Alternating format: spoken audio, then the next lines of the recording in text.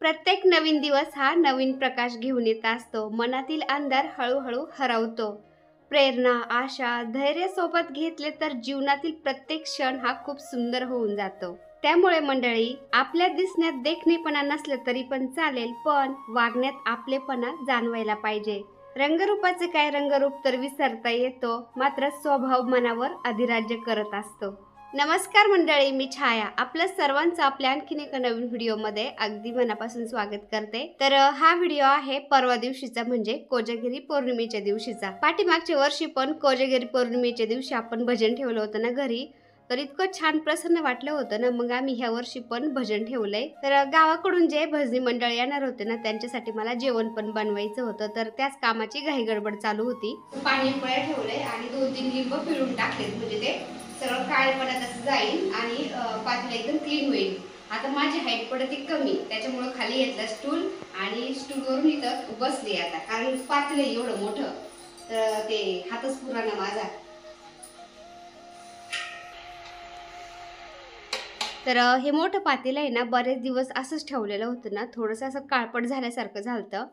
तर ते साफ करण्यासाठी मी त्याच्यामध्ये 2-3 लिंब पिळले आणि थोडंसं पाणी टाकून उकळायला ठेवलं. ते क्लीन केलं आणि त्यानंतर आता लापशीची तयारी करत होते. आणि जेवणामध्ये मी लापशी कढी भात करणार होते. तर लापशीसाठी मी विलायची कढईमध्ये थोड्याशा हलक्या भाजून घेतल्या, म्हणजे त्याची पावडर छान झाली जाती. आणि सूट घेतली 2 तुकडे, ती पण खलबत्त्यामध्ये थोडीशी ठेचून घेतली, म्हणजे मिक्सरला ती छान पावडर झाली जाती. आता ठेचून घेतलेली सूट आणि विलायची मिक्सरच्या भांड्यामध्ये घालते आणि नुसती सूट आणि विलायची काही एकदम बारीक होत नाही. ते मिक्सरच्या भांड्याला असं ते नुसतं फिरत बसतं. त्यामुळं त्याच्यामध्ये 1 चमचाभर साखर घालायची आणि मिक्सरला फिरून घ्यायचं, तर एकदम बारीक फाईन पावडर झाली जाते मग. तर हे पहा, विलायची आणि सूटची किती छान एकदम फाईन पावडर झाली. आपल्याला नुसती विलायचीची पावडर करायची म्हणलं ना, तर त्याच्यामध्ये अशी थोडी साखर घालायची, मिक्सरच्या भांड्यामध्ये फिरून घ्यायचं, बारीक झाल्या जाती.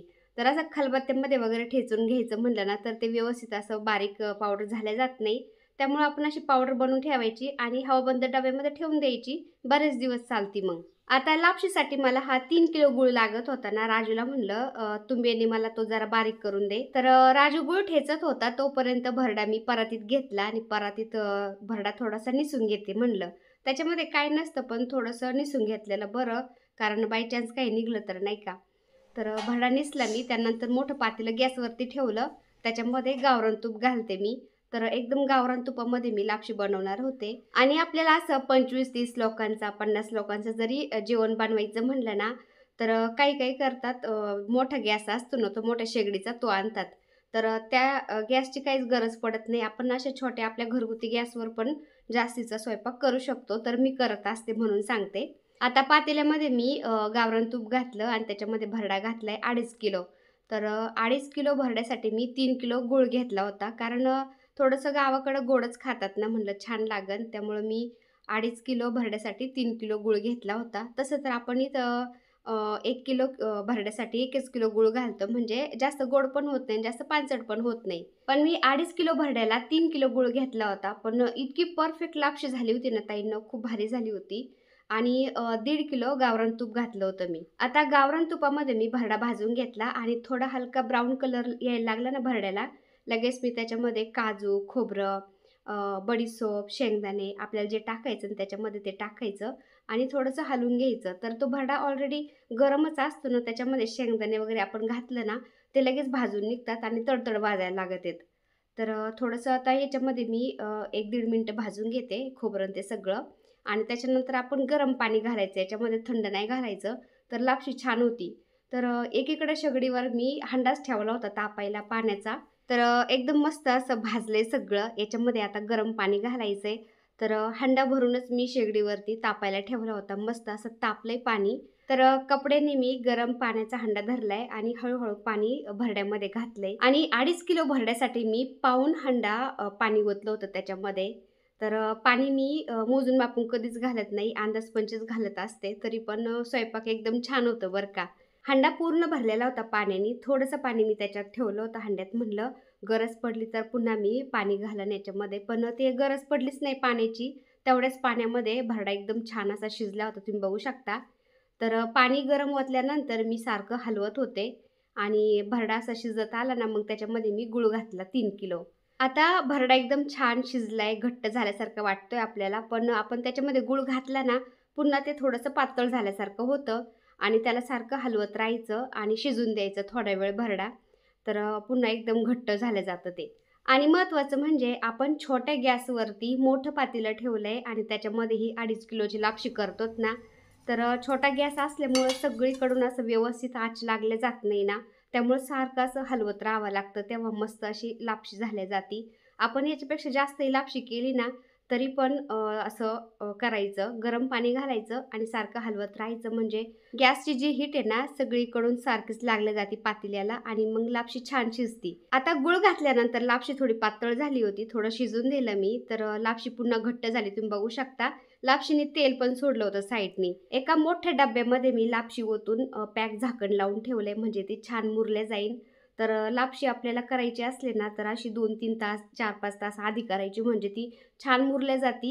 एकदम अशी चिकट ओलसर होत नाही. तर त्यामुळं मी सगळ्यात आधी लापशी केली होती. त्यानंतर एकीकडं मी भात शिजायला घातला आणि दुसऱ्या गॅसवरती आता कढी करायला लागले. तर त्याच पातेल्यामध्ये मी कढी बनवते, ज्या पातेल्यामध्ये आपण लापशी बनवली होती. तर लापशी काढून ठेवली ना, त्यानंतर मी पातेलं घासून घेतलं होतं. तरी बुडाला थोडीशी ती हलकी लागली होती. ते थोडंसं काळपट दिसते पातेल्याला. आता मोठ्या पातेल्यामध्ये मी 1.5 किलो दही घेतलं आणि त्याच्यामध्ये थोडंसं बेसन पीठ मिक्स करते म्हणजे आपल्या कढीला छान बाइंडिंग आल्या जाती. एकदम असं पाण्यासारखं होत नाही. तर एका मिक्सरनी मी ते बेसन पीठ टाकल्यानंतर हलवून घेतलं म्हणजे त्या बेसन पिठाच्या गुठळ्या मोडल्या जातील. आता आपण जी लापशी बनवली होती ना, त्याच पातेल्यामध्ये मी तेल घातलं. त्याच्यामध्ये मी आता मोहरी घातली आणि मोहरी थोडी तडतडली की लगेच त्याच्यामध्ये जिरे घालते. तर मोहरी अशी छान तडतडून द्यायची म्हणजे ती छान लागते.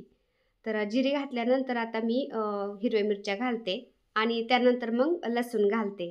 तर लसूण, हिरवी मिरची थोडीशी अशी हलकी भाजून द्यायची. त्यानंतर मग आपल्याला बाकीचं घालायचंय आणि जे भजनी मंडळ येणार होते ते आपले घरचे सगळे धरून मी 20-25 माणसाचं जेवण बनवणार होते.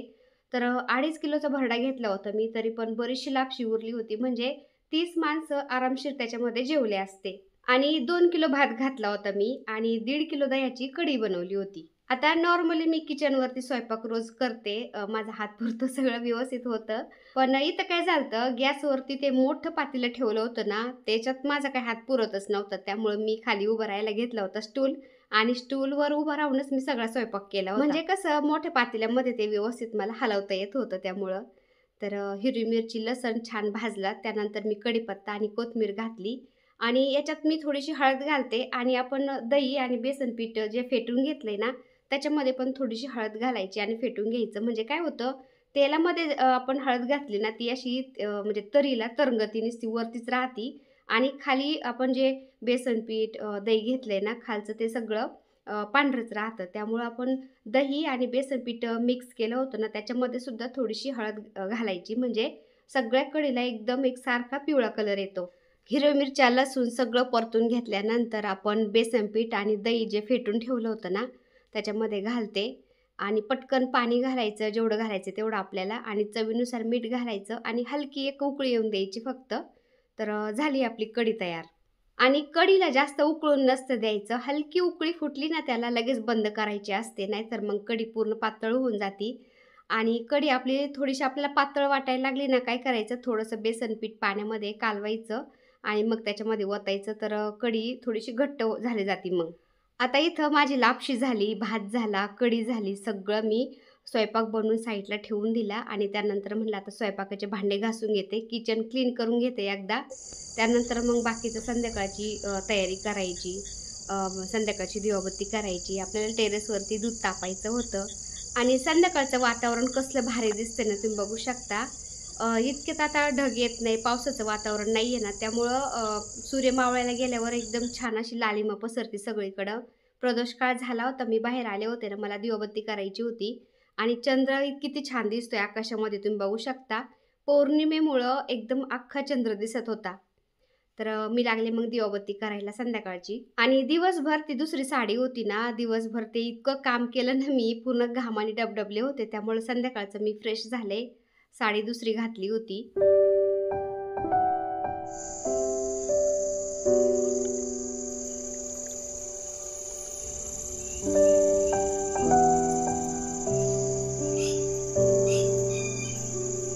आणि कोजागिरी पौर्णिमेच्या दिवशी आपल्याला रात्रीचं 12 वाजता पूजा करायची असते ना, तर त्याच पूजेची थोडीशी तयारी करून घेते म्हणलं. म्हणजे रात्रीचं 12 वाजता आपली वेळेमध्ये पूजा झाली जाईल. आणि सकाळची आपली देवपूजा अशी झाली होती. तर भाचीबाईकडून मी अष्टरची फुलं आणले होते ना, तर त्या पिवळ्या कपड्यावरती असे किती छान दिसतायत ना. तर हे कोजागिरी पौर्णिमेच्या पूजेची मी बरीचशी तयारी करून ठेवली. तर गावाकडून भजनी मंडळ येऊ राहिले भजनासाठी. तर त्यांना जेवायला वगैरे देतो आता. आणि त्यांचं जेवण वगैरे उरकले की मग ते आपले भजन म्हणतील आणि मी पूजा करन. तर पूजेसाठी हे चौरंग मांडलाय. चौरंगावरती पांढरं वस्त्र टाकलंय आणि समय लावून घेतल्यात. त्यानंतर हे कलश भरून घेतलाय इथं. आणि नागवेलीचे पानं, हे नागवेलीचे पानं, फुलं, सगळं अशी बरीचशी तयारी करून ठेवली. आणि मी खूप थकले दिवसभर बर का. साडी ती काठापदराची होती ना, तर मला थोडंसं असं गरम झाल्यासारखं झालं. तर मग साडी चेंज केली, थोडंसं फ्रेश झाले. तर आपली आजची पूजा अशी होती. आणि हे अष्टरचे फुलं भाजीबाईकडून आणले होते. तर मंदिर एकदम छान दिसतंय त्या अष्टरच्या फुलांनी. हे फौजी साहेब हाय हॅलो करते. फौजी साहेब पण आहेत. तर आपण आज चूल पेटवणार आहे टेरेसवरती. आणि टेरेसवरती मस्त चुलीवर दूध तापवणार आहे. तर सगळं आम्ही कसं एन्जॉय करतात ना आज कोजागिरी पौर्णिमा, ते तर मी तुम्हाला दाखवणारच आहे. आणि आपल्या टेरेसवर थोडासा अंधार पडत होता. तर फौजी साहेबांनी तिथं मस्त लाईटी लावून घेतल्यात. लाईटीची स्ट्रीप लावून घेतली. तर इतका उजेड पडतोय. आणि आता हे भजनी मंडळ येऊ राहिलेत ना, तर त्यांना मी टेरेसवरती जेवायला देणार आहे छान. तर चला. आणि हे फौजी साहेबांचे मित्र आहेत आदिनाथ भाऊ, तर ते पण आले होते. आणि तितक्यात गावाकडले भजनी मंडळ पण येतच होते. ह्या वेळेस भजनी मंडळांना यायला थोडा उशीरच झाला, कारण आमच्या गावाकडं बाळूमामांचे मेंढरं आलेले आहेत ना, तर त्याचाच कार्यक्रम रोज असतो. त्यामुळे त्यांना यायला जरा थोडासा उशीर झाला.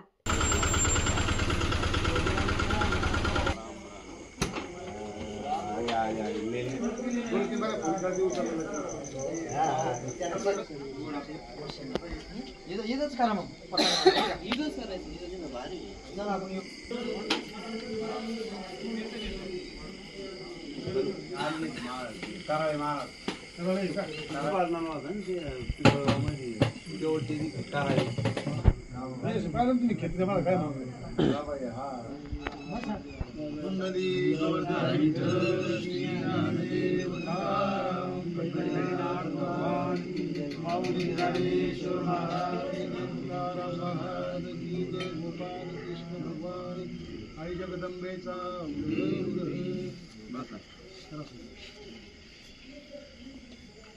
आपण कन्यापूजन पण टेरेसवरती जेवायला दिलतं मुलींना. आणि भजनी मंडळांना पण टेरेसवरती जेवायला बसवलं होतं. तर मोकळ्या आकाशाखाली टेरेसवरती छान वाटत होतं. तर फौजी साहेबांचे मित्र आदिनाथ भाऊ आणि सागर हे 3 जण वाढत होते. राजू पण मध्ये मध्ये असं पाणी वगैरे देत होता त्यांना. तर घरी असे पाहुणे आले, कोणता कार्यक्रम असला, काही असू द्या, जत्रा वगैरे काही असू द्या, तरी पण मला असं वाढायला कधीच लावत नाही फौजी साहेबां ते. मला फक्त स्वयंपाक बनवून द्यायचा असतो. फौजी साहेबां मुलं ते सगळं मग बसायला टाकण्यापासून जेवायला द्यायचं, मीठ द्यायचं, पाणी द्यायचं, छोटं मोठं सगळं तेच पाहतात. मला पुढं जावं पण लागत नाही मग. तर मी फक्त स्वयंपाक बनवून देत असते. बाकीचं सगळं मॅनेज मग फौजी साहेब मुलं तेच करत असतात.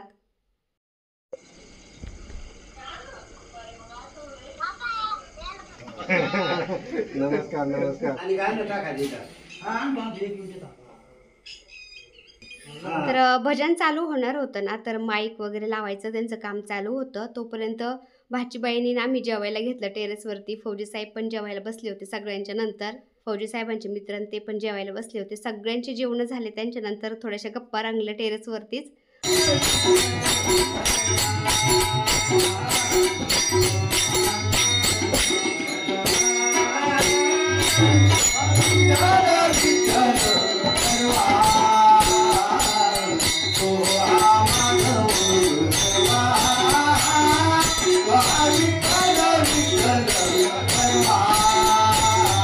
आता हे सगळे भजनी मंडळ आहेत ना, आमच्या गावाकडले आहेत, भोरे पठारचे.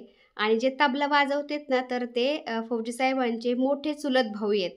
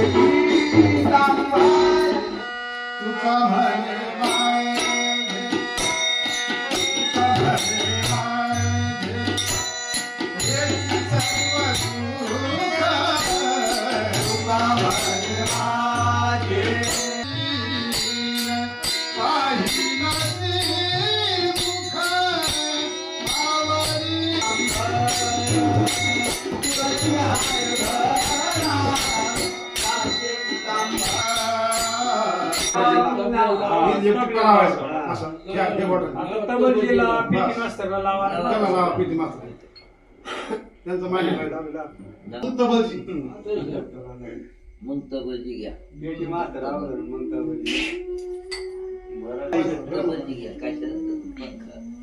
काहीच नाही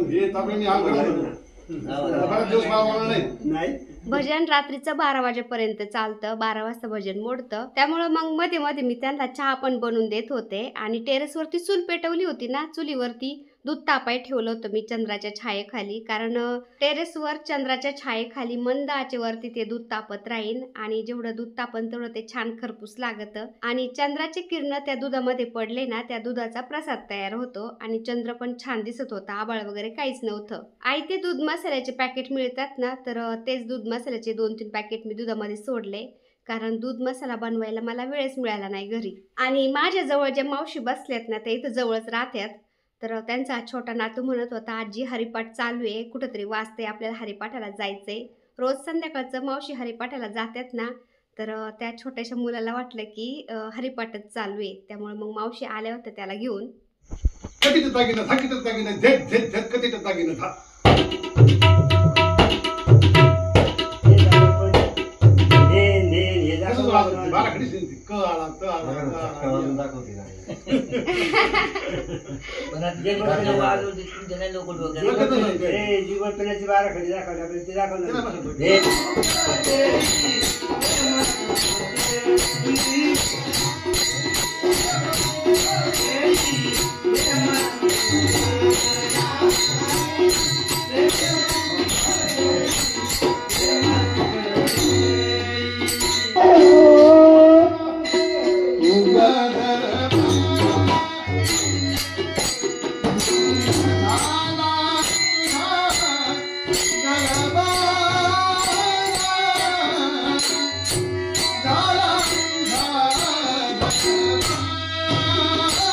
टेरेसवरती भाचा जावाई आणि भाची मस्त झोका खेळत होते. तर त्यांना म्हणलं दुधाकडे थोडंसं लक्ष द्या, चुलीवर दूध ठेवलेलं होतं ना त्यामुळं. आणि मी आले खाली मग पूजा करायला. कारण 12 वाजत आले होते ना, त्या वेळेमध्ये पूजा झाली पाहिजे म्हणलं. बरीचशी तयारी मी आधीच करून ठेवली होती बरं का पूजेची. पण कलश मांडायचा होता, बाकीच्या पूजेची मांडणी करायची होती. तर सगळ्यात आधी मी समया प्रज्वलित करून घेतल्या. त्यानंतर मग नागवेलीच्या पानांच्या जोडी जोडीने पानं ठेवले. त्याच्यावरती थोडे थोडे तांदूळ ठेवले आणि त्याच्यावरती आपल्याला देवांना स्थान द्यायचे. तर गणपती बाप्पा, माता लक्ष्मी, भगवान विष्णू, भगवान कुबेर, चंद्रदेवता, वरुण देवता अशी पूजा करायची असते. तर हे तांदूळ मी आता ठेवून त्यांना स्थान दिले. तांदळावरती हळदी कुंकू वाहते आणि कशी पूजा केली मी अगदी थोडक्यात तुम्हाला सांगण्याचा पण प्रयत्न करते. म्हणजे ज्या नवीन मुली असतील ना, त्यांना माहीत नसेल तर त्यांनाही समजन कशी पूजा करायची असते, नाही का. सगळ्यात महत्त्वाचं म्हणजे दिव्याच्या साक्षीने आपल्याला पूजा करायची असती. दिवे लावून घेतलेत मी. त्यानंतर नागवेलीच्या पानांची जोडी ठेवलेली, त्याच्यावरती जी सुपारी मांडली ना मी आता मोत्यांची, तर ते गणपती बाप्पांचं स्वरूप म्हणून मी मांडणी केली तिथं.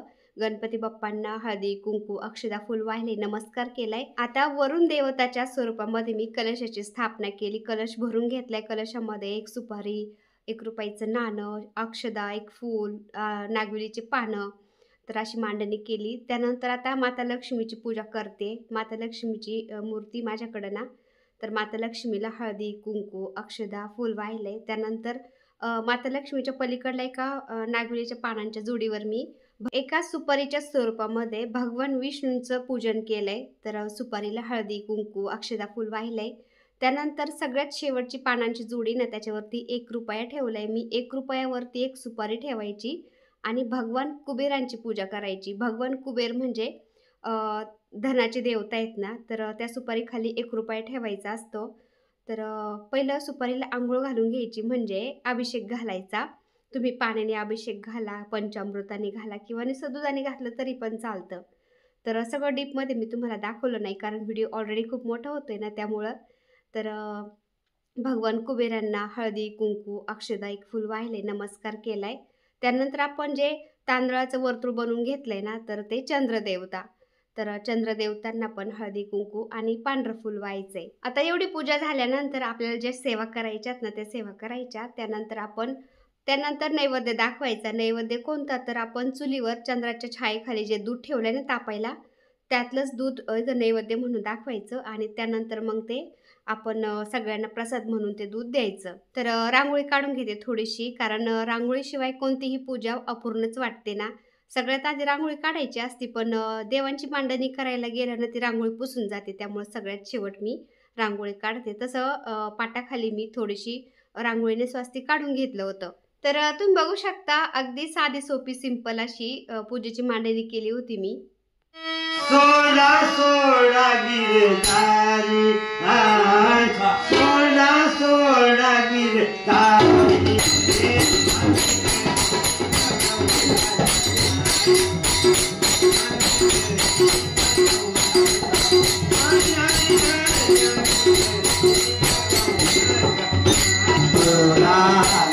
हरे सोडा हरे सोडा गिरधारी हो थोड़ा थोड़ा गिरधारी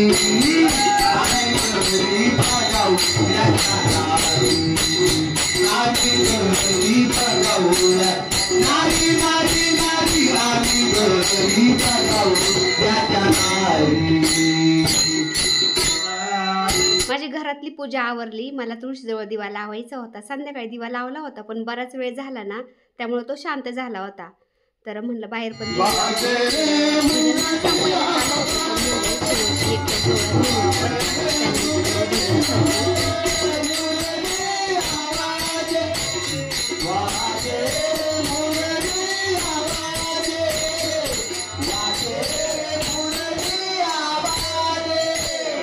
वृंदावन से मोहन करले तुझ्या प्रीतीची फुले प्रेमरी अजून उखालती सजल नयन सजल नयन सजल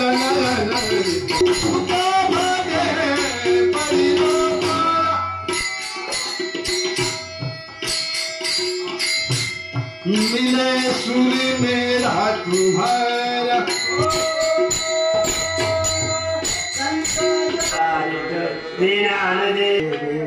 गुरु रामचंद्र भगवान की जय. लय गरम नका मत आणि कुठे या इथं बसा.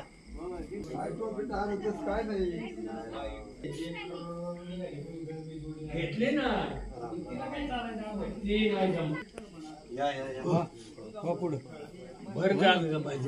एकदम भारी झाले.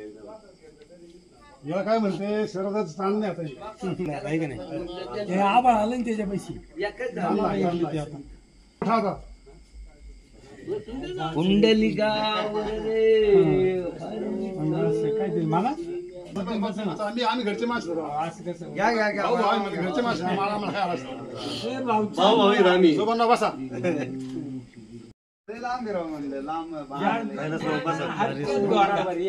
मस्त उलट तुकाराम बस आता बाजूला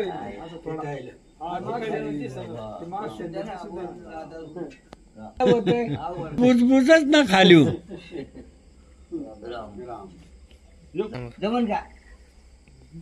भजन झाल्यानंतर सगळे टेरेसवरती आले चंद्राच्या छायेखाली आणि दूध तापत होतं ना टेरेसवरती. तर ते दुधामध्ये चंद्र पाहायचा असतो ना मग ते सगळे चंद्र पाहायला आले आणि मी दूध पण भरत होते ग्लासमध्ये. तोपर्यंत फौजी साहेब सगळ्यांना टोपे पंची घालत होते.